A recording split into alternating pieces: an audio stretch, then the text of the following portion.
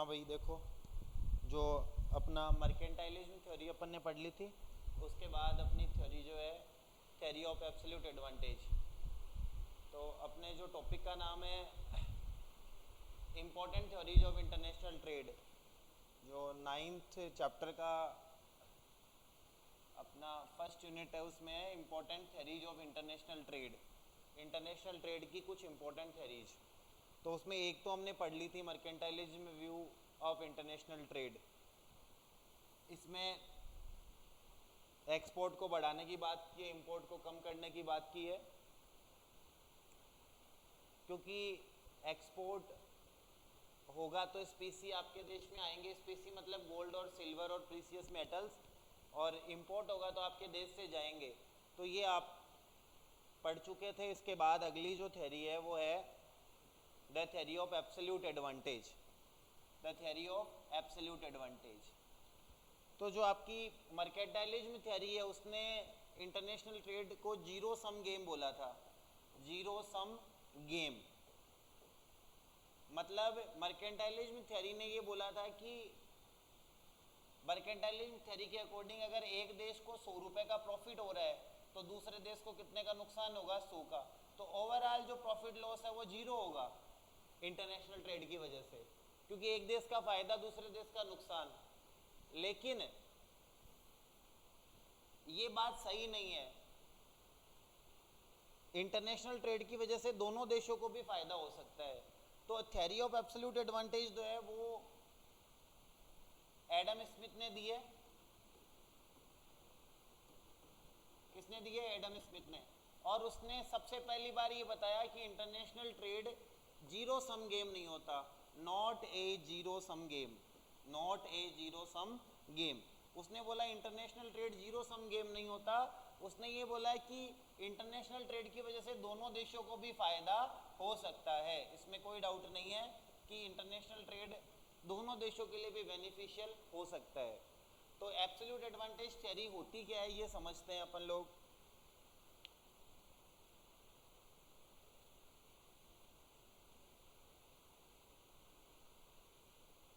देखो यहाँ पे लिखा हुआ Adam Smith the father of economics thought that the basis of international trade was absolute cost advantage. तो इसने किसको माना बेसिस? एब्सोल्यूट कॉस्ट एडवांटेज को। According to this theory trade between two countries would be mutually beneficial. Mutually beneficial मतलब दोनों के लिए फायदा हो सकता है। If one country could produce, तो देखो मैं बताता हूँ ये आपको क्या समझाना चाह रहा है। एब्सोल्यूट एडवांटेज थ्योरी आपको ये बोलती है जैसे ये कंट्री ए है और ये कंट्री बी है, और ये गेहूं और चावल दो प्रोडक्ट बना रही है। तो एब्सोल्यूट एडवांटेज थ्योरी को समझाने के लिए एडम स्मिथ ने 2x2 मॉडल किसका यूज किया? 2x2 model. 2x2 मॉडल का मतलब दो देश, दो तो कंट्रीज और दो प्रोडक्ट्स या दो गुड्स, वस्तुएं, इनका यूज किया। तो उसने बोला कि जैसे गेहूं है, कंट्री ए गेहूं की एक यूनिट 50 रुपए, या गेहूं की एक यूनिट बनाने में उसको 50 लेबर लग रहे हैं। क्या लग रहे हैं? लेबर। और कंट्री बी को गेहूं की एक यूनिट बनाने में मान लो 70 लेबर लग रहे हैं। और ऐसे ही चावल बनाने में इसको 40 लेबर लग रहे हैं और इसको लग रहे हैं मान लेते हैं 30। तो यहाँ पे देखो गेहूं में इसको 50 लेबर लग रहे हैं कंट्री ए को, और बी को कितने लग रहे हैं? 70। तो गेहूं बनाने में बेटर कौन है? ए। और ऐसे ही चावल में बेटर कौन है? बी। 30 लेबर्स में बना पा रहा है एक यूनिट चावल, तो चावल में बेटर कौन हो गया? ये तो चावल में बढ़िया हो गया और ये गेहूं में बढ़िया हो गया। ये जो मैंने नंबर्स लिखे हैं ये लिखे हैं कि कितने लेबर लग रहे हैं या लेबर कॉस्ट कितनी आ रही है एक यूनिट प्रोडक्शन करने में। इसको मैं लिख सकता हूं labour cost for 1 unit production. ये टेबल है कि एक यूनिट बनाने में, गेहूं की एक यूनिट बनाने में कितने लेबर का कॉस्ट आ रहा है? 50 का। और इधर कितने का आ रहा है? 70 लेबर लग रहे हैं। तो ज़्यादा बेटर कौन सा है गेहूं के अंदर? कंट्री ए। और कंट्री बी कौन से में बेटर हो गया? चावल में। तो थ्योरी ऑफ एब्सोल्यूट एडवांटेज में एडम स्मिथ ये बोलता है कि अगर ऐसा सीन बन रहा है तो कंट्री ए को किस पे स्पेशलाइज करना चाहिए? स्पेशलाइज इंपॉर्टेंट वर्ड है ना। कंट्री ए को क्या बनाना चाहिए? गेहूं। कंट्री ए को क्या बनाना चाहिए? गेहूं। और कंट्री बी को क्या बनाना चाहिए? चावल। इस तरीके से दोनों देश एक एक प्रोडक्ट बनाएंगे तो दोनों को फायदा होगा। किसने बोला ये? एडम स्मिथ ने बोला कि भैया जो प्रोडक्ट जिस देश के जितना ज़्यादा सस्ता पड़ रहा है वो प्रोडक्ट उस देश को बनाना चाहिए। तो यही कौन सी थ्योरी है? Theory of absolute advantage. अब इसकी कुछ बातें हैं। एक तो एडम स्मिथ ने ये बोला है कि 2x2 मॉडल है, मतलब दो देश है दो वस्तुएं। और दूसरी बात है एडम स्मिथ ने ये बोला कि इसमें प्रोडक्शन का फैक्टर केवल एक ही है, लेबर। आपने इकोनॉमिक्स में पढ़ा है प्रोडक्शन के फैक्टर्स कई होते हैं, लेबर, लैंड, कैपिटल, एंटरप्रेन्योरशिप और भी बहुत सारे होते हैं। लेकिन एडम स्मिथ ये अज्यूम करता है कि केवल एक ही प्रोडक्शन फैक्टर होता है, जो कौन होता है? लेबर। तो एक तो आपको ये याद रखना है। एक आपको ये याद रखना है कि डीलिंग कैसे होगी दोनों देशों में। जो देश ज़्यादा बेटर होगा, ज़्यादा सस्ते में बनाएगा किसी प्रोडक्ट को, वो वाला देश तो किस पे स्पेशलाइज करेगा? गेहूं पे करेगा ए, और चावल पे कौन करेगा? बी। तो स्पेशलाइजेशन वर्ड यहाँ पे इंपॉर्टेंट वर्ड है, ये ध्यान रखना। और लेबर केवल और केवल प्रोडक्शन फैक्टर किसको माना है? लेबर को माना है। ठीक है, तो ये आपकी एब्सोल्यूट एडवांटेज थ्योरी है। अगर आपसे पूछ लिया जाए, जैसे मैं आपको एक एग्जांपल देता हूँ, ये कंट्री ए को मैं बोल देता हूँ अमेरिका और इसको बोल देता हूँ इंडिया। यहाँ ये प्रोडक्ट गेहूं और यहाँ पे चावल, और ऊपर जो हेडिंग लिखी हुई है उसको ध्यान से देख लेना। क्या है ये? Labour cost per unit. तो अगर आपको लेबर कॉस्ट देता है तो देखो गेहूं की लेबर कॉस्ट आ रही है 50 और यहाँ आ रही है मान लो 60, ये आ रही है 30 और ये आ रही है मान लो 10। तो देख लो भाई, आपसे पूछ ले कि बताओ अमेरिका को कौन से प्रोडक्ट में स्पेशलाइज करना चाहिए और इंडिया को कौन से प्रोडक्ट में स्पेशलाइज करना चाहिए according to the theory of absolute advantage. तो क्या आंसर आएगा? अमेरिका सस्ते में क्या बना रहा है? गेहूं बना रहा है, उसके 50 की कॉस्ट आ रही है लेबर कॉस्ट। और चावल सस्ते में कौन बना रहा है? इंडिया बना रहा है। तो चावल में स्पेशलाइज किसको करना चाहिए? इंडिया को। और अमेरिका को स्पेशलाइज किस में करना चाहिए? गेहूं प्रोडक्ट में। तो इस तरीके से ये थ्योरी है। इसने केवल एक ही प्रोडक्शन फैक्टर माना है जिसका क्या नाम है? लेबर। ज्यादा आपको डीप जाना नहीं है।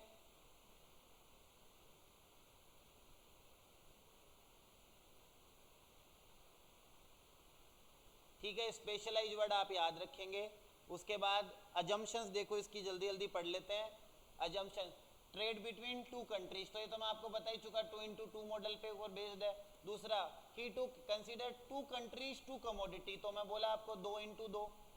There is no transportation cost, तो एडम स्मिथ मानता है कि ट्रांसपोर्टेशन कॉस्ट नहीं होती व्यापार में।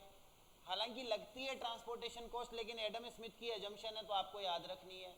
अगली अजम्पशन है Smith assume that the cost of the commodities were computed by the relative amounts of labour. केवल और केवल किसके ऊपर बेस्ड है? लेबर के ऊपर। कैपिटल और लैंड को ये प्रोडक्शन फैक्टर नहीं मानते, केवल किसको प्रोडक्शन फैक्टर मानता है? लेबर को।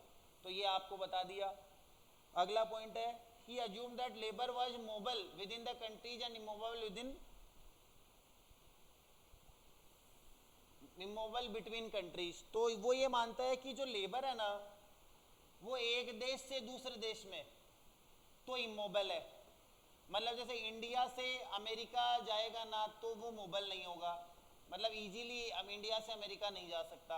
लेकिन इंडिया में जैसे एक शहर है सीकर और दूसरा मान लेते हैं कि है ना जयपुर, तो सीकर से जयपुर जाने में वो मोबल रहेगा। ये सीधी सीधी अजम्पशन है जो आपको याद करनी है। क्या बोल रहा है? He assume that labour was mobile या mobile within the countries but immobile between the countries. तो ये इतनी सी बात है। उसके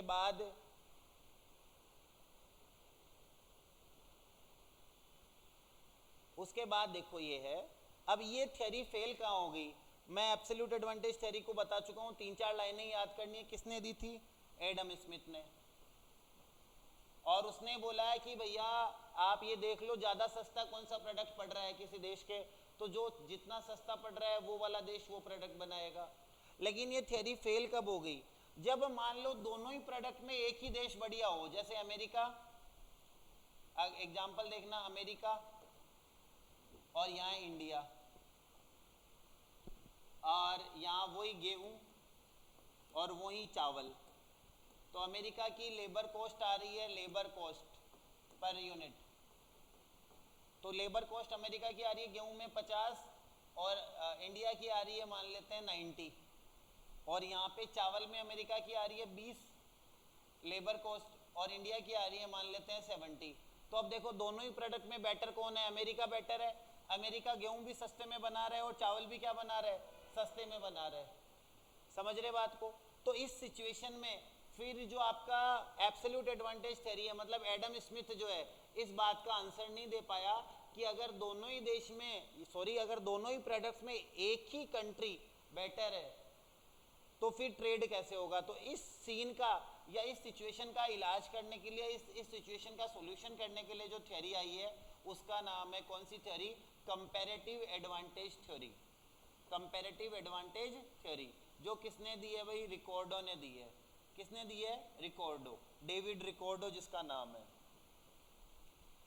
तो अगर दोनों ही प्रोडक्ट में एक ही देश बेटर है, जैसे हमारे वाले इस एग्जाम्पल में कौन बेटर आ रहा है? दोनों में ही अमेरिका बेटर आ रहा है, तो फिर कौन सा देश क्या प्रोडक्ट बनाएगा? इसको समझाने के लिए कौन सी थ्योरी आई है? Theory of comparative advantage. क्योंकि इसमें तो दोनों में ही अमेरिका बेटर आ गया, तो एब्सोल्यूट एडवांटेज से या एडम स्मिथ की थ्योरी से तो आंसर आएगा नहीं, तो उसके बाद हमें पढ़ना पड़ेगा थ्योरी ऑफ कंपैरेटिव एडवांटेज। तो ये ध्यान रखना है, थ्योरी ऑफ कंपैरेटिव एडवांटेज किसने दी है?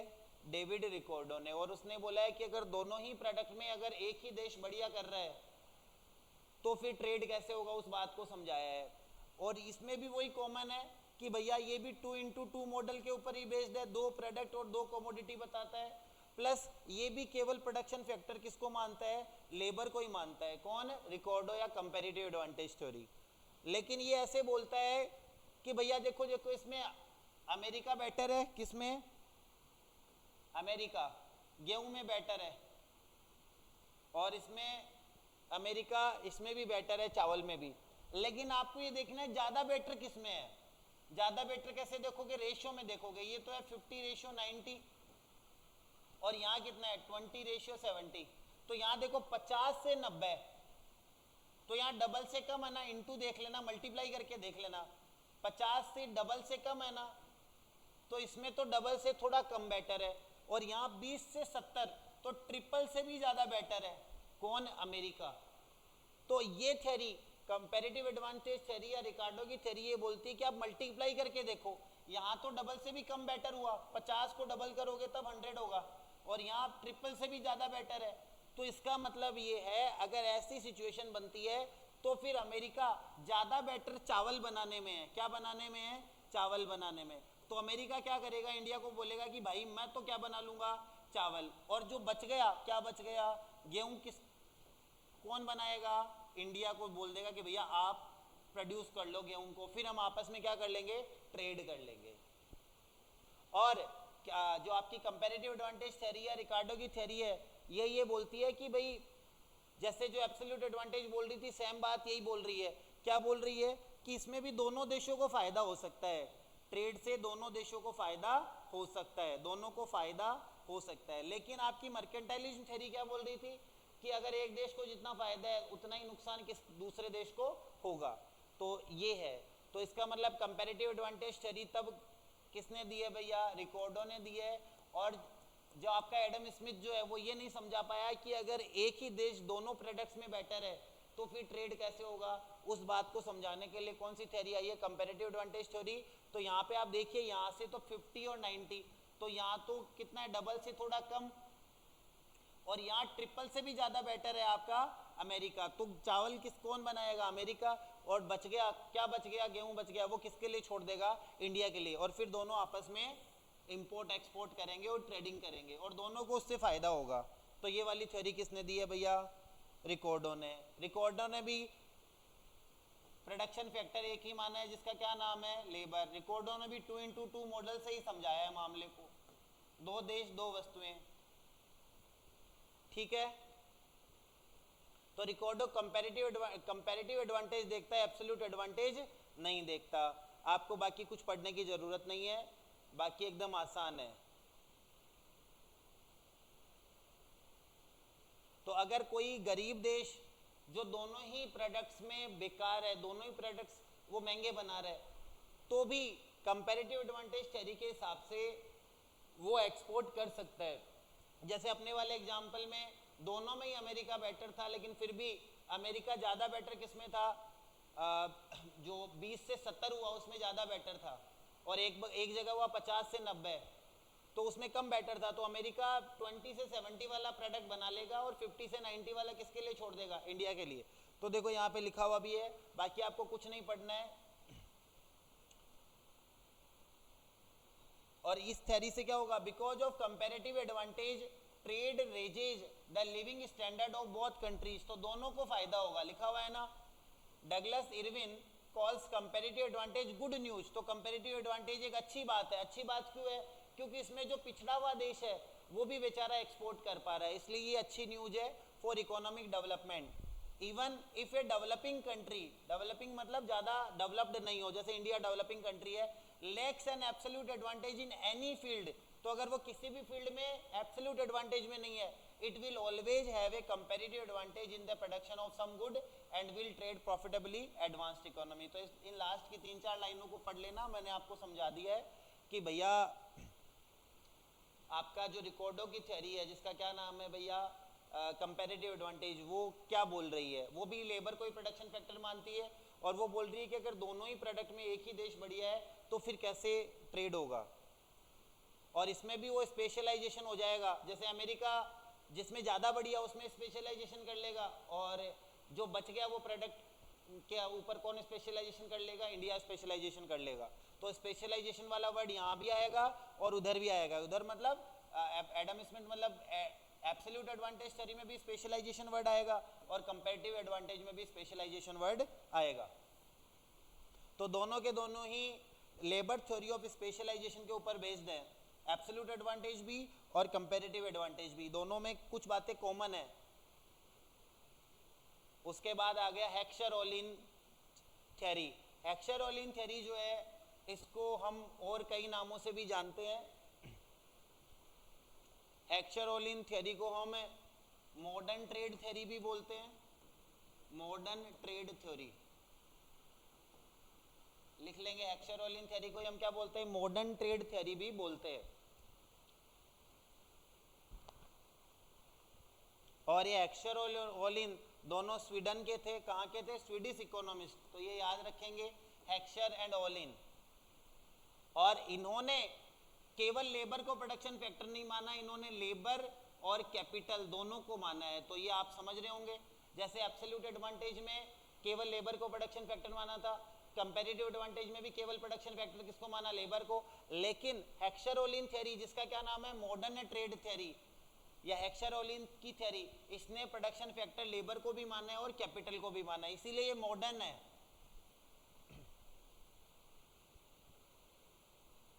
ठीक है। और ये थ्योरी के भी मैं कुछ 2-4 शब्द ही इंपॉर्टेंट है वो मैं आपको बता देता हूँ, वही एग्जाम में पूछेगा अगर आपसे पूछता है तो। हेक्सर और ओलिन भाई साहब ये बोलते हैं कि जो देश कैपिटल इंटेंसिव है, कैपिटल इंटेंसिव है, कैपिटल इंटेंसिव होने का मतलब जिसके पास कैपिटल ज्यादा है, वो कैपिटल ओरिएंटेड गुड्स को एक्सपोर्ट करेगा। क्या करेगा, कैपिटल ओरिएंटेड गुड को एक्सपोर्ट करेगा। और जो देश क्या है, लेबर इंटेंसिव है, जैसे जिसके पास लेबर ज्यादा है, वो क्या करेगा, लेबर इंटेंसिव गुड्स को एक्सपोर्ट्स करेगा, गुड्स को क्या करेगा, एक्सपोर्ट। जैसे एग्जांपल दूं मैं, अमेरिका के पास कैपिटल ज्यादा है तो वो कौन सी चीजों को एक्सपोर्ट करेगा, कैपिटल से जो चीजें ज्यादा बनती है उनको एक्सपोर्ट करेगा। और इंडिया के पास क्या ज्यादा है भैया, लेबर ज्यादा है, तो इंडिया किसको एक्सपोर्ट करेगा, लेबर से जो चीजें ज्यादा बनती है। तो यहाँ कैपिटल इंटेंसिव, लेबर इंटेंसिव दोनों की वर्ड से अकॉर्डिंग टू हेक्सर-ओलिन, हेक्सर-ओलिन इतना बोलते हैं कि जिस देश के पास लेबर ज्यादा होगा, मतलब जो देश लेबर इंटेंसिव होगा, वो क्या एक्सपोर्ट करेगा, लेबर इंटेंसिव गुड्स को एक्सपोर्ट करेगा। और जिस देश के पास कैपिटल ज़्यादा होगा वो किसको एक्सपोर्ट करेगा, कैपिटल इंटेंसिव गुड्स को एक्सपोर्ट करेगा। यहाँ पे दो शब्द है, अबंडेंस, अबंडेंस मतलब ज़्यादा होना या पर्याप्त होना, अबंडेंस की वर्ड है भैया ना, अबंडेंस। और एक वर्ड है स्कैरसिटी, स्कैरसिटी तो आप जानते ही हैं, कमी होना, अबंडेंस मतलब अच्छा होना, ज़्यादा होना, प्रचुर होना। तो इसका क्या मतलब हुआ, ये वर्ड्स कैसे यूज करने हैं, तो वही सेम बात है। हेक्सरोलिन बोल रहे हैं कि अगर जिस देश के पास कैपिटल अबंडेंस है, अबंडेंस बोलूं चाहे इंटेंसिव बोलूं एक ही बात है, अगर कैपिटल ज्यादा है तो वो कौन सी चीजों को एक्सपोर्ट करेगी, कैपिटल इंटेंसिव गुड्स को।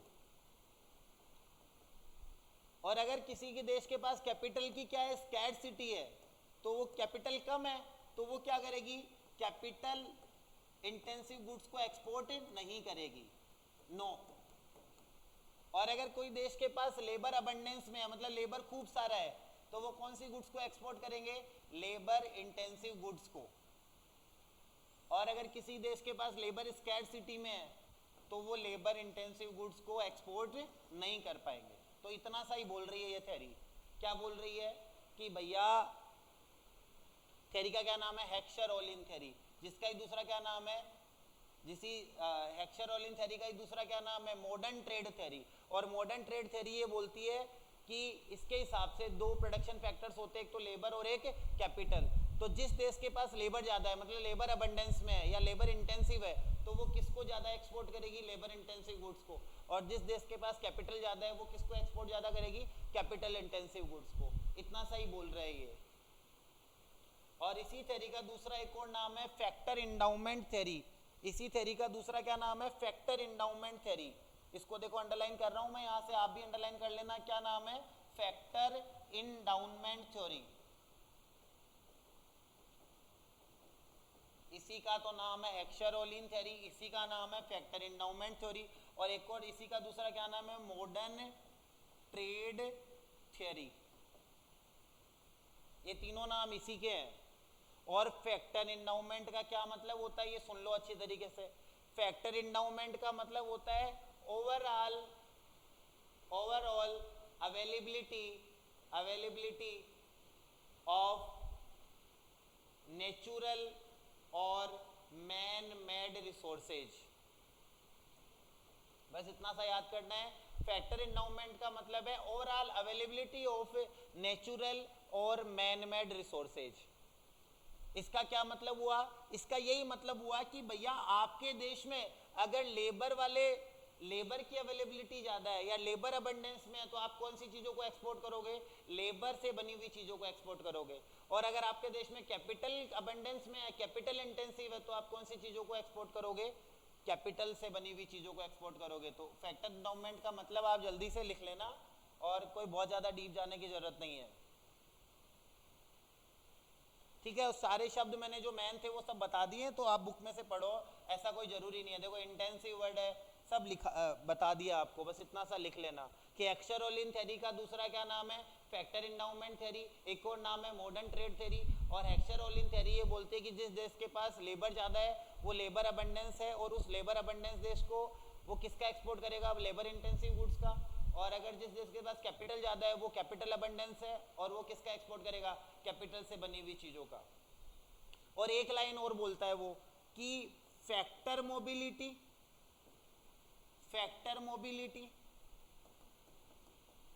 एंड प्रोडक्ट मोबिलिटी, इसको लिख लेना अलग से, मोबिलिटी आर परफेक्ट सब्स्टिट्यूट्स। अब ये बात समझाता हूं मैं आपको, समझने की कोशिश करना, समझ में आ जाएगी, नहीं आती है तो प्लीज ये लाइन याद रख लेना। उसने ये बोला, फैक्टर वर्ड कहां से आया, क्योंकि इस थ्योरी का क्या नाम है, फैक्टर इंडाउमेंट थ्योरी। ये बोल रहा है कि फैक्टर मोबिलिटी, फैक्टर मतलब प्रोडक्शन फैक्टर, फैक्टर का क्या मतलब है, प्रोडक्शन फैक्टर। तो प्रोडक्शन फैक्टर कौन कौन से होते हैं इस थ्योरी के हिसाब से, लेबर और कैपिटल।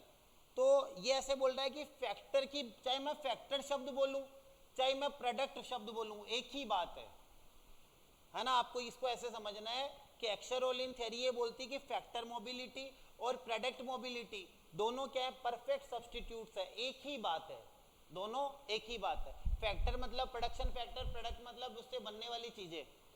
जैसे लेबर से कोई भी चीज बनेगी तो वो क्या होगी, प्रोडक्ट, और फैक्टर क्या हो जाएगा, लेबर। तो इस थ्योरी में ये बोला गया कि चाहे आप लेबर बोलो चाहे आप लेबर से बनी हुई चीज बोलो, दोनों एक ही है। ये लाइन आपको याद रखनी है, पूछी जा सकती है कि एक्सर-रोलिन थ्योरी के हिसाब से फैक्टर मोबिलिटी और कौन सी चीज है जो एक दूसरे की सब्स्टिट्यूट है, वो भी कौन सी वाली सब्स्टिट्यूट, परफेक्ट सब्स्टिट्यूट। तो factor mobility and product mobility are perfect substitutes, बस इतना ही है। तो ये आपकी कौन सी थ्योरी हो गई भैया, एक्सर-रोलिन की थ्योरी।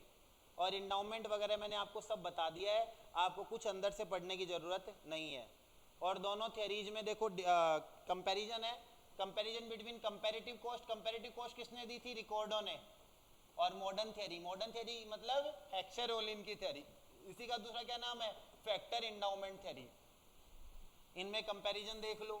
कंपैरिजन ज्यादातर बातें तो मैं आपको बता ही चुका हूं, फिर भी कुछ पॉइंट्स हैं जो देख लेंगे आप। भैया एक तो क्या पॉइंट बताया था मैंने कि कंपैरेटिव कॉस्ट में केवल लेबर को प्रोडक्शन फैक्टर मानता है, और इसमें लेबर और मनी दोनों को मानते हैं।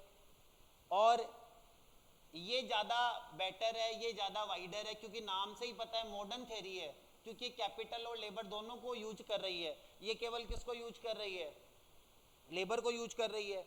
तो देखिए इसके जो डिफरेंस है वो आप जल्दी जल्दी पढ़ सकते हैं। जैसे तीसरा डिफरेंस है, considered labour as the sole, sole मतलब ओनली फैक्टर ऑफ प्रोडक्शन, अच्छी बात है। और इधर widen the scope to include labour and capital, तो दोनों को ले रही है मॉडर्न थ्योरी या एक्सर-रोलिन की थ्योरी।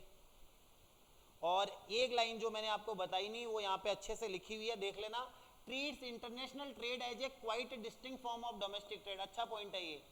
जो कंपैरेटिव कॉस्ट थ्योरी है, जो रिकॉर्डो की थ्योरी है, वो ये बोलती है कि इंटरनेशनल ट्रेड अलग है और नेशनल ट्रेड या जो डोमेस्टिक ट्रेड है वो अलग है। लेकिन मॉडर्न थ्योरी जिसको बोलते हैं एक्सर-रोलिन की थ्योरी, वो ये बोलती है international trade is only A special case of inter regional trade.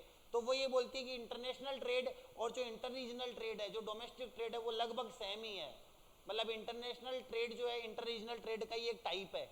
लेकिन ये क्या बोलता है रिकॉर्डो, रिकॉर्डो का थ्योरी कौन सा है, कंपैरेटिव, वो ये बोलता है कि international trade as quite distinct, तो इंटरनेशनल ट्रेड अलग है और डोमेस्टिक ट्रेड अलग है। और जो मॉडर्न थ्योरी है वो दोनों को सेम मानती है भैया, ठीक है ना। और फैक्टर वर्ड यहीं भी आएगा, फैक्टर वर्ड आ गया ना भाई, अपने को पता है एक्सर-रोलिन थ्योरी का नाम ही है फैक्टर इंडाउमेंट थ्योरी। तो फैक्टर वर्ड आ रहा है, इसका मतलब कौन सी थ्योरी की बात हो रही है, फैक्टर इंडाउमेंट थ्योरी की, ठीक है।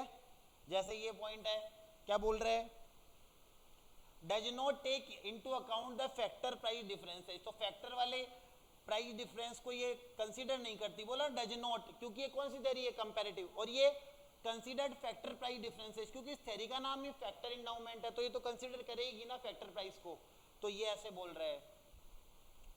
और उसके बाद ये भी रिकॉर्डो ये नहीं बता पाया था कि दोनों देशों में एक देश कंपैरेटिव एडवांटेज में क्यों होता है। जैसे अभी मैंने एग्जांपल दिया था ना अमेरिका और इंडिया का, तो अमेरिका दोनों ही प्रोडक्ट में एडवांटेज में आ रहा था, तो उसने ये तो बता दिया कि अमेरिका एडवांटेज में है, लेकिन ये नहीं बताया क्यों होता है एडवांटेज में। उसका आंसर किसने दिया, एक्सर-रोलिन ने। एक्सर-रोलिन ने बताया कि जो देश के पास जो फैक्टर ज्यादा होगा वो उसमें एडवांटेज में रहेगा। तो ये अच्छा पॉइंट है, सेकंड लास्ट वाला, इसको आप अंडरलाइन कर लेना। क्या बोल रहा है देखो, does not provide the cause of differences in comparative advantage, इसमें क्या है, explain the differences in comparative advantage in the terms of differences in factor endowment. तो रिकॉर्डो ये नहीं बता पाया था कि भैया एक देश दूसरे से बेटर क्यों होता है, ये तो बताया कि बेटर होता है, लेकिन ये नहीं बताया क्यों होता है। उसका आंसर किसने दिया भैया, एक्सर-रोलिन ने। उसने ये बोला है कि एक देश दूसरे देश से बेटर इसलिए होगा, एक देश में दूसरे देश से सस्ता माल इसलिए बनेगा क्योंकि उसके पास वो प्रोडक्ट या वो फैक्टर ज्यादा मात्रा में, ज्यादा अबंडेंस में है, इसलिए। और ये थ्योरी नॉर्मेटिव होती है और ये थ्योरी कैसी होती है, पॉजिटिव होती है। तो आपने शुरू में फर्स्ट चैप्टर में पढ़ भी रखा है इकोनॉमिक्स में कि नॉर्मेटिव इकोनॉमिक्स और पॉजिटिव, तो इसमें आपको सीधा सीधा याद रखना है कि भैया कंपैरेटिव वाली नॉर्मेटिव थ्योरी है, मतलब ये ज्ञान देती है, ज्यादा शुड वगैरह का यूज करती है। tries to demonstrate the gains from international trade, और ये क्या है, पॉजिटिव है, consider on the basis of trade, ये बेसिस पे ट्रेड के ऊपर बात करती है। तो ये आपकी हो गई। उसके बाद अगली थ्योरी पे आते हैं, globalisation and new trade theory, जिसको हम शॉर्ट में बोलते हैं एनटीटी। न्यू ट्रेड थ्योरी को हम शॉर्ट में क्या बोलते हैं, एनटीटी, न्यू ट्रेड थ्योरी। और आपको पता है ग्लोबलाइजेशन तो आप जानते ही हैं, 10th चैप्टर में भी पढ़ा है। ग्लोबलाइजेशन का मतलब अपने देश की इकोनॉमी को इंटरनेशनल इकोनॉमी के साथ जोड़ना, उसी को क्या बोला जाता है, ग्लोबलाइजेशन। एक देश की इकोनॉमी को बाकी अन्य देशों की इकोनॉमी के साथ जोड़ते हैं, उसी को क्या बोलते हैं, ग्लोबलाइजेशन। अब अपने को मेन फोकस करना है न्यू ट्रेड थ्योरी पे। देखो मॉडर्न ट्रेड थ्योरी अलग है और न्यू ट्रेड थ्योरी अलग है। मॉडर्न ट्रेड थ्योरी तो कौन सी वाली है, हेक्सर-ओलिन की, और न्यू ट्रेड थ्योरी हम पढ़ते हैं। देखो न्यू ट्रेड थ्योरी किसकी बात कर रही है, न्यू ट्रेड थ्योरी क्या है, देखो तो इसमें एक दो नाम है, पहले तो उनको टिक करेंगे, उसके बाद आगे बढ़ेंगे।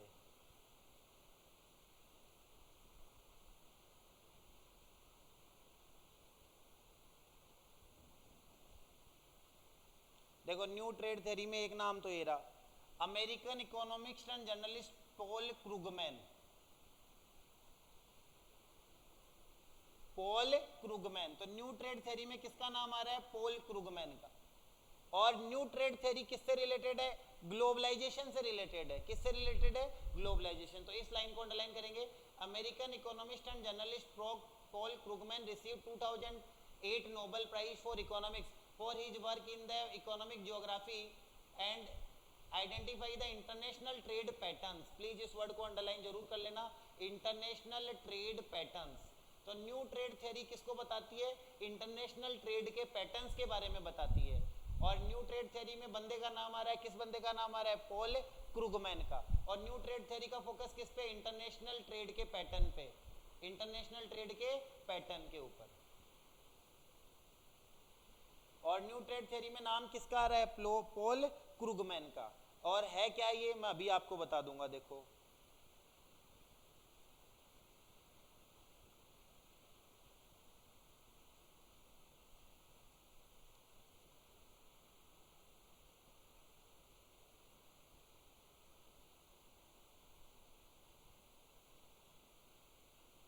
अब देखो न्यू ट्रेड थ्योरी क्या बोल रही है, वो मेरी सुन लेंगे आप लोग। न्यू ट्रेड थ्योरी ये बोलती है, मेनली उस बात का आंसर देती है कि भाई जैसे कुछ देश हैं या बहुत सारे देश हैं जो गाड़ियां बनाते हैं, जैसे गाड़ी इंडिया में भी बनती है और गाड़ी जापान में भी बनती है। फिर भी इंडिया में गाड़ी बनती है, फिर भी इंडिया जापान से गाड़ी का क्या करता है, इंपोर्ट करता है। इंडिया की बात नहीं है, अमेरिका में भी गाड़ी बनती है, अच्छी अच्छी कंपनियां हैं, फिर भी अमेरिका जापान से गाड़ियों का क्या करता है, इंपोर्ट करता है। ऐसे ही जापान में गाड़ियां बन रही है, फिर भी जापान अमेरिकन गाड़ियों का क्या करता है, इंपोर्ट करता है। मतलब न्यू ट्रेड थ्योरी हमें ये बताती है कि भाई कोई भी एक देश जो है वो प्रोडक्ट खुद बना रहा है, फिर भी उसका क्या करता है, इंपोर्ट करता है। इसके पीछे क्या कारण है, इसके पीछे क्या कारण है, मतलब कोई देश कोई प्रोडक्ट खुद बना रहा है फिर भी उसका इंपोर्ट कर रहा है, इसके पीछे क्या कारण है, इस बात का आंसर कौन सी थ्योरी देती है, न्यू ट्रेड थ्योरी। तो न्यू ट्रेड थ्योरी का रिलेशन किससे, इंटरनेशनल ट्रेड पैटर्न से। और इसमें आदमी का या बंदे का नाम क्या आ रहा है, पॉल क्रूगमैन। एक क्वेश्चन ये हो गया, इसका रिलेशन किससे, इंटरनेशनल ट्रेड पैटर्न से। और ये किस बात का आंसर देती है, वो ये बताती है अगर कोई एक देश कोई प्रोडक्ट बना रहा है, जैसे जापान गाड़ियां बना रहा है, फिर भी वो अमेरिका से गाड़ियों का इंपोर्ट क्यों कर रहा है, ठीक है ना, इस बात का आंसर देती है। और इस बात के पीछे का क्या आंसर है, इस बात के पीछे दो रीजन्स है। इस बात के पीछे कितने रीजन्स है, दो रीजन। मतलब मैं आपको फिर बोल रहा हूँ, न्यू ट्रेड थ्योरी किस बात का आंसर देती है, किस बात को समझाती है कि कोई भी देश कोई एक प्रोडक्ट बना रहा है तो वो उसी प्रोडक्ट का इंपोर्ट भी क्यों कर रहा है। जैसे अमेरिका एसी बना रहा है, वो जापान से एसी इंपोर्ट क्यों कर रहा है। तो इसमें देखिए इसके पीछे दो कारण है। अकॉर्डिंग टू एनटीटी लिखा हुआ है ना यहाँ पे, अकॉर्डिंग टू की concept given advantage to country that import goods to compete with products from the home country. एक कारण तो इकोनॉमीज ऑफ स्केल और दूसरा कारण है नेटवर्क इफेक्ट। इन दोनों को अंडरलाइन करेंगे। एक तो क्या है, इकोनॉमीज ऑफ स्केल, और दूसरा क्या है, नेटवर्क इफेक्ट। किस चीज के कारण है, किस चीज के आंसर्स हैं ये, कि भैया कोई भी देश कोई प्रोडक्ट खुद बना रहा है फिर भी उसका इंपोर्ट क्यों कर रहा है, जैसे इंडिया कैमरे बना रहा है फिर भी जापान से कैमरे क्यों इंपोर्ट कर रहा है? उसके पीछे कितने कारण हैं? दो। एक तो इकोनॉमीज ऑफ स्केल और एक क्या कारण है? Network effect. Economies of scale का मतलब ये है कि भैया इंडिया जापान से कैमरे इंपोर्ट कर रहा है, तो अगर इंडिया जापान से इंपोर्ट करेगा तभी तो इंडिया जापान में बेच पाएगा। अब जापान जैसे गाड़ियां हैं, अगर बोले अमेरिका वालों को कि जापान वाले ये बोल दे कि हम आपकी गाड़ी नहीं लेंगे, तो फिर अमेरिका वाले भी नहीं लेंगे। तो जापान तो छोटा सा देश है, उसको अपनी गाड़ियां, ढेर सारी गाड़ियां बेचनी है, इतनी सारी गाड़ियां उसने बनाई है, तो उसको मार्केट तो चाहिए ना, इसलिए वो दूसरे देशों से गाड़ियां खरीदता है ताकि दूसरे देश के लोग भी उसकी गाड़ियां खरीदे। नहीं तो उसको इकोनॉमीज ऑफ स्केल का फायदा कैसे मिल पाएगा? अगर वो थोड़ी बहुत 10, 20, 100, 200 गाड़ियां ही बनाएगा, जो जापान में 1000, 2000 बनाएगा, तो जापान में बेच पाएगा, तो फिर उसको इकोनॉमीज ऑफ स्केल का फायदा कैसे मिलेगा? तो उसको दूसरे देशों से इंपोर्ट करना पड़ेगा, तभी तो दूसरे देश उसकी गाड़ियां खरीदेंगे, नहीं तो दूसरे देश भी क्यों इंपोर्ट करेंगे? तो एक रीजन तो ये है। और दूसरा रीजन क्या है? Network effect. नेटवर्क इफेक्ट का मतलब है देखा देखी वाला इफेक्ट, जो आपके इकोनॉमिक्स में पहले भी आया है, देखा देखी वाला इफेक्ट, जिसका दूसरा नाम होता है बैंड वैगन इफेक्ट। कैसे? इसको भी मैं अंदर से नहीं पढ़ा रहा हूँ, ये भी सिंपल सा ही है। नेटवर्क इफेक्ट का मतलब ये है कि भैया जैसे इंडिया में मैं अगर कोई जापानी गाड़ी चलाता हूँ तो बाकी इंडियंस लोगों को भी लगेगा कि भैया ये गाड़ी लेनी चाहिए। आप देखते हो इंडिया में जैसे अच्छी अच्छी कंपनियां, इंडिया की भी खुद की है, लेकिन फिर भी इंडियन लोग दूसरी कंपनियों की गाड़ियां खरीदते हैं। क्यों? क्योंकि उसके पड़ोसी ने, उसके जानकार ने गाड़ियां खरीद रखी है। तो देखा देखी के चक्कर में, नेटवर्क की वजह से या बैंडवैगन इफेक्ट की वजह से ऐसा होता है। ठीक है, जैसे व्हाट्सएप है, हम सब लोग काम में लेते हैं, तो क्यों लेते हैं? हालांकि व्हाट्सएप के जैसे और भी कई ऐप है जो इंडिया वालों ने भी बना रखे हैं, लेकिन फिर भी हम व्हाट्सएप काम में लेते हैं क्योंकि बाकी सब लोग उसी को काम में लेते हैं। इसीलिए देखो एग्जाम्पल भी दे रखा है, good example will be mobile app such as WhatsApp and software like Microsoft Windows. तो ये हो गया भाई, कोई देश खुद भी बना रहा है ऐप को या विंडोज को, लेकिन फिर भी वो दूसरे देशों से क्यों इंपोर्ट कर रहा है? तो इसका रीजन ये है। तो यही एंटिटी है, न्यू ट्रेड थ्योरी है। किससे रिलेटेड है? इंटरनेशनल ट्रेड के पैटर्न से रिलेटेड है। और किस आदमी का नाम आ रहा है इसके अंदर? पॉल क्रूगमैन का नाम आ रहा है। और इसका किस बात का आंसर देती है कि कोई भी देश जो है वो प्रोडक्ट खुद बना के भी दूसरों से इंपोर्ट क्यों करता है, इस बात का आंसर देती है। उसके पीछे कितने रीजन बताए हैं? दो, एक तो नेटवर्क इफेक्ट और एक इकोनॉमीज ऑफ स्केल। ये इतना सा यूनिट है। अब इसके जल्दी से पीछे के क्वेश्चंस अपन कर लेते हैं।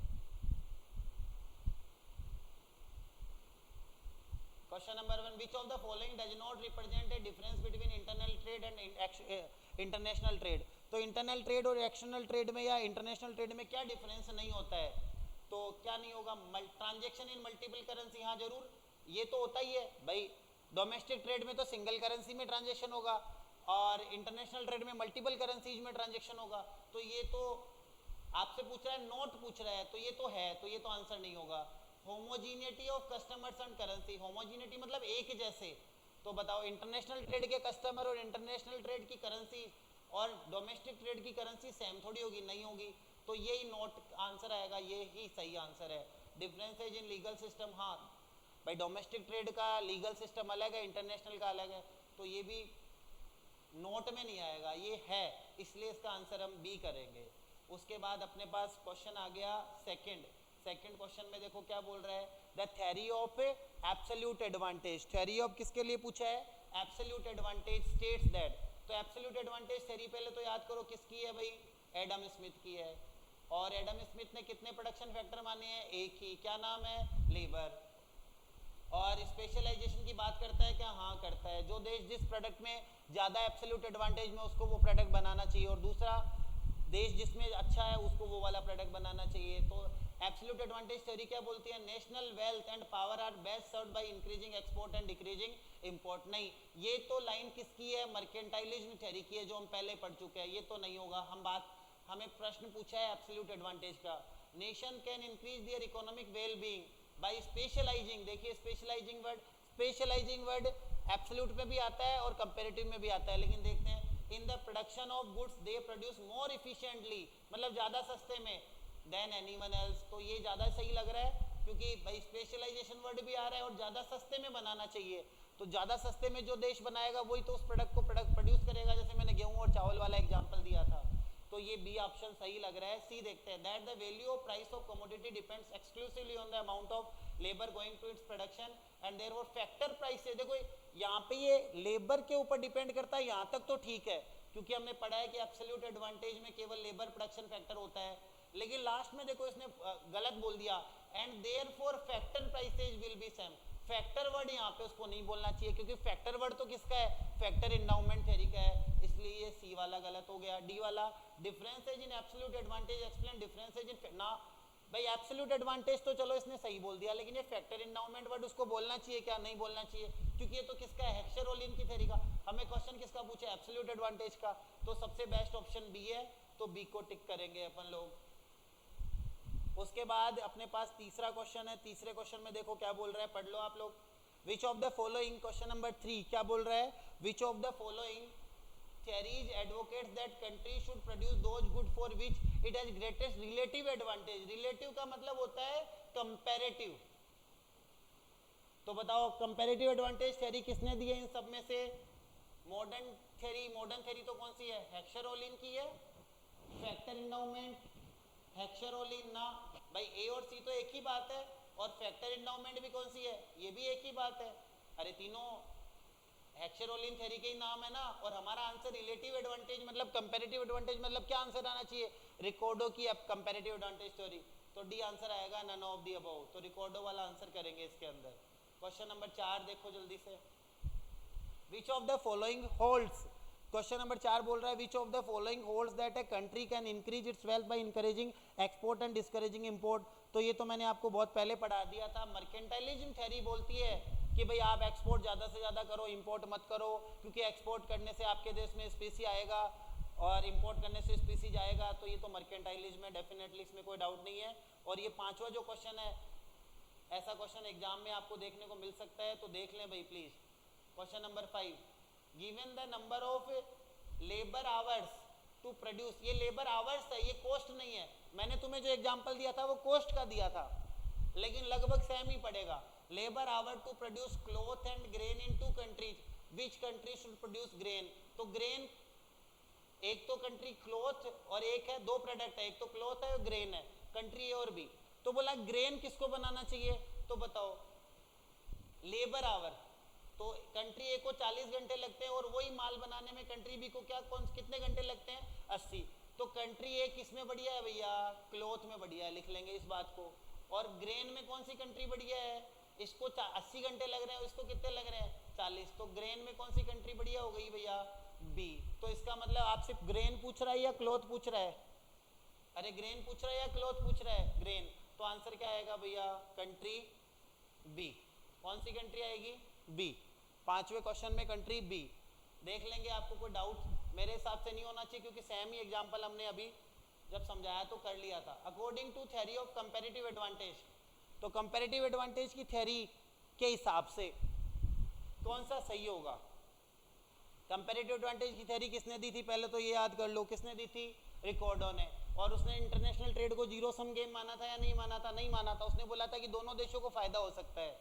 और फिर और बाकी इसके ऑप्शंस पढ़ते हैं, trade is a zero sum game ना, बिल्कुल नहीं मानता zero sum game, trade is not a zero sum game, यहाँ तक ठीक लग रहा है, so that the net change in the wealth of benefits among the participant is positive, तो दोनों को फायदा हो सकता है ना, नेट चेंज पॉजिटिव आएगा, तो ये सही लग रहा है, इसमें कोई दिक्कत नहीं लग रही है। सी देखो, nothing definite can be said about gains from trade, क्यों नहीं कह सकते, दोनों को फायदा हो सकता है, रिकॉर्डो ने बोला है तो हमें मानना पड़ेगा। Gains from trade depends upon fact, ना फैक्टर एंडाउमेंट वाला तो रिकॉर्डो की थ्योरी नहीं है, फैक्टर एंडाउमेंट की थ्योरी तो किसकी है, हेक्सर-ओलिन की, तो इसका आंसर बी बनेगा भैया। क्वेश्चन नंबर 7 देख लो जल्दी से।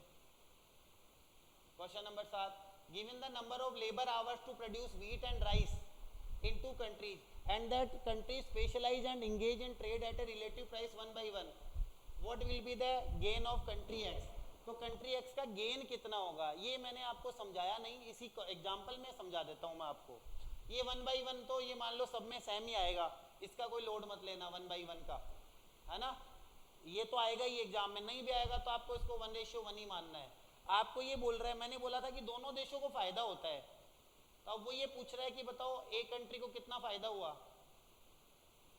है ना, मैंने बोला था आपको कि भाई दोनों को फायदा होता है, तो इसमें ये पूछ लिया कि आप बताएं कि एक कंट्री को कितना फायदा हुआ, है ना, कंट्री एक्स को मतलब पहली वाली कंट्री को कितना फायदा हुआ, ये पूछ लिया उसने भाई। अब देखते हैं फायदा। तो पहले क्वेश्चन पूरा देख लो कि एक कंट्री को कितना फायदा हुआ, और फायदा किसमें पूछ रहा है, लेबर आवर्स में। किसमें पूछ रहा है, लेबर आवर्स में। तो क्वेश्चन नंबर 7 देखो क्या बोल गया कि दो देश ऐसे ऐसे प्रोडक्ट बना रहे हैं और पूछता है कि एक्स कंट्री को कितना फायदा होगा। तो समझो बात को, पहले तो ये देखो कि लेबर कॉस्ट कंट्री एक्स क्या बनाएगी, वीट बनाएगी या राइस बनाएगी। यहाँ देखना वीट कंट्री एक्स 10 रुपए में बनाती है और कंट्री वाई इसको कितने में आवर्स में बना रही है, 20 में। तो कंट्री एक्स किस में बढ़िया है भैया, वीट में, पहले तो ये लिख लो। और कंट्री वाई किस में बढ़िया है, राइस में। अच्छी बात है। उसके बाद क्या होगा, कंट्री एक्स वीट एक्सपोर्ट करेगी। इसके बाद क्या, पहले तो ये डिसाइड कर लेंगे कौन किस में बढ़िया है। फिर अब क्या होगा, कंट्री एक्स WHEAT वीट का एक्सपोर्ट करेगी और कंट्री वाई वीट को क्या करेगी, इंपोर्ट करेगी। ऐसे ही कंट्री वाई राइस का एक्सपोर्ट करेगी और कंट्री एक्स राइस को क्या करेगी भैया, इंपोर्ट करेगी। ये बातें आपको पता लग गई, क्योंकि दोनों आपस में डील कर लेंगे कि भाई तू ये बना तू ये बना, तो दोनों वीट और राइस पे स्पेशलाइज करेंगे। मतलब कंट्री एक्स किस पे स्पेशलाइज करेगा, वीट पे, कंट्री वाई किस पे स्पेशलाइज करेगा, राइस पे। अब मैंने आपको बोला दोनों को फायदा होगा, तो दोनों में आपसे फायदा किसका पूछा, कंट्री एक्स का, और फायदा भी किसमें पूछा, लेबर आवर्स में। तो हम क्या बोलेंगे कि कंट्री एक्स क्या करेगा, ध्यान से देखना, कंट्री एक्स राइस को इंपोर्ट करेगा। कंट्री एक्स क्या करेगा, राइस को इंपोर्ट करेगा। तो कंट्री एक्स ने क्या किया, इंपोर्ट राइस, तो राइस इंपोर्ट करेगा। तो देखो भैया, उसने मान लेते हैं कि कंट्री एक्स ने 10, और ये बोल रहा है एक के बदले एक इंपोर्ट एक्सपोर्ट होगा, तो मैं ये मानूं कि कंट्री एक्स ने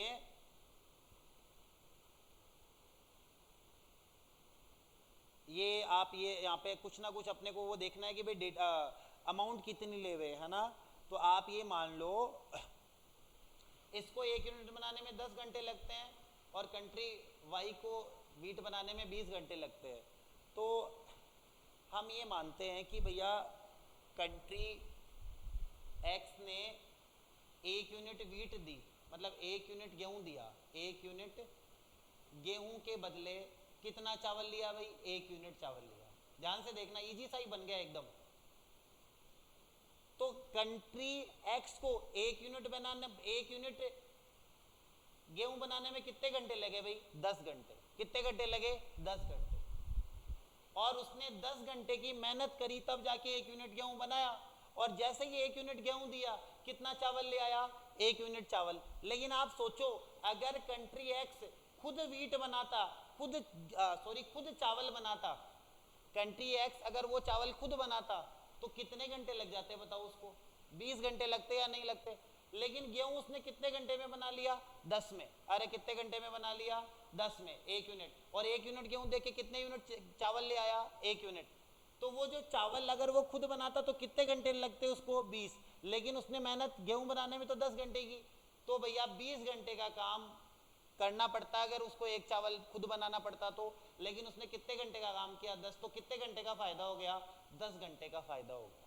कितने घंटे का फायदा हो गया, 10 का। इंपॉर्टेंट क्वेश्चन है भाई। ऐसे ही मैं कंट्री वाई का प्रॉफिट देखो कि कंट्री वाई को कितने घंटे का फायदा हुआ, तो उस वो भी बन जाएगा। जैसे कंट्री वाई ने क्या किया, 10 मतलब 1 केजी राइस देके कितने केजी गेहूं ले लिया, 1 केजी गेहूं ले लिया। तो 1 केजी राइस बनाने में कंट्री वाई को कितना टाइम लगा, कितने घंटे लगे, 10 घंटे। अगर और उसके बदले उसको 1 किलो गेहूं ले आया, लेकिन अगर वो गेहूं खुद बनाता तो कितना टाइम लगता भैया, 20 घंटे। तो भैया 10 घंटे में ही वो गेहूं ले आया ना, तो इसका मतलब कितने घंटे का फायदा हो गया, इसको भी 10 का। दोनों को 10-10 घंटों का फायदा हुआ है। बहुत ही इंपॉर्टेंट क्वेश्चन है, आपसे 1 नंबर में पूछा जाए तो तैयार रहना भैया। उसके बाद assume India and Bangladesh have their unit labor requirement for producing tablets and mats showing in the table below. It follows. तो देखो ये बोलना चाह रहा है कि भैया ये सीन है इंडिया और बांग्लादेश में टेबलेट और मेट्स बनाने का, है ना। तो इससे आप क्या समझते हैं? तो आप देखो लेबर कोस्ट, तो इंडिया के 3 घंटे लग रहे हैं टेबलेट बनाने में और बांग्लादेश को कितने लग रहे हैं भैया? 8। तो टेबलेट में बेटर कौन है? इंडिया, साफ साफ दिख रहा है। और मैथ्स में इंडिया को 2 घंटे लग रहे हैं और बांग्लादेश को 1 ही लग रहे हैं, तो मैथ्स में बेटर कौन है? बांग्लादेश। तो बोल रहा है Bangladesh as a comparative advantage in maths, ये बात सही लग रही है। India as a comparative advantage in tablet, ये बात भी सही लग रही है। Bangladesh as an absolute advantage in maths, तो बांग्लादेश को मैथ्स में एब्सोल्यूट, हाँ जरूर है मैथ्स में भाई, कंपेरेटिव भी सही, दोनों लाइनें सही है। और बांग्लादेश को मैथ्स में एब्सोल्यूट एडवांटेज भी तो है भाई, बेटर है ना, सीधा सीधा दिख रहा है। बांग्लादेश एक घंटे में बना पा रहा है और इंडिया 2 घंटे में बना रहा है, तो ये तीनों ही बातें सही है। तो all of the are true आएगा इसका ऑप्शन। तो इजी सा ही क्वेश्चन है 8वां क्वेश्चन, लेकिन 7वां क्वेश्चन अच्छा है, उसमें आपको 5-4 मिनट सोच के समझ के फिर करना। अगर आपको आ गया समझ में तब तो 30 सेकंड का ही है एग्जाम में। तो फिर है comparative advantage refers to question number 9 कि कंपेरेटिव एडवांटेज क्या होता है। तो कंपेरेटिव एडवांटेज देख लो भैया क्या होता है, क्वेश्चन नंबर 9, बढ़िया क्वेश्चन है ये भी। A country's ability to produce some goods और service at the lowest possible cost, lowest नहीं आना चाहिए यहाँ पे। कंपेरेटिव का मतलब है दो में कंपैरिजन हो रहा है, जैसे मैंने आपसे बेटर किया तो वो कंपैरिजन है, तो मेरा आपसे लोअर आएगा।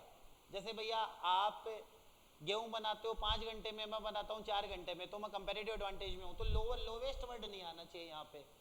तो क्या बोल रहा है, एक कंट्रीज एबिलिटी, एक कंट्री की वो ability to produce some goods और service at lower opportunity cost than other. तो कंपेरेटिव एडवांटेज का रिलेशन अपॉर्चुनिटी कॉस्ट से भी है, ये बात भी आप ध्यान रखना, इंपॉर्टेंट बात है। तो जिसकी लोअर अपॉर्चुनिटी कॉस्ट होगी वो वाला देश कंपेरेटिव एडवांटेज में आएगा, तो इसका आंसर बी आएगा। और लोअर आएगा, लोवेस्ट नहीं आएगा, क्योंकि 2 ही कंट्रीज की तो बात हो रही है। तो क्या आएगा, लोअर। और लोअर भी कौन सी कॉस्ट आएगी, अपॉर्चुनिटी कॉस्ट। तो इस बात को भी आप लिख लेंगे कि भी अपॉर्चुनिटी कॉस्ट का रिलेशन कंपैरेटिव एडवांटेज से होता है। फिर मेरे पास आ गया last question, Ricardo explain the law of comparative advantage on the basis of opportunity cost, the law of diminishing return economy scale, the labour theory of value. तो ये मैंने आपको बता ही दिया कि लेबर थ्योरी ऑफ वैल्यू के ऊपर ही based है रिकॉर्डो की theory. Labour theory of value का मतलब है कि केवल एक ही प्रोडक्शन फैक्टर होता है, जो क्या होता है, लेबर। हालांकि कंपैरेटिव एडवांटेज थ्योरी में अपॉर्चुनिटी कॉस्ट वर्ड भी आया है, लेकिन इसका सही आंसर कि मेन बेसिस क्या है, ऑन द बेसिस ऑफ क्या आएगा, the labour theory of value.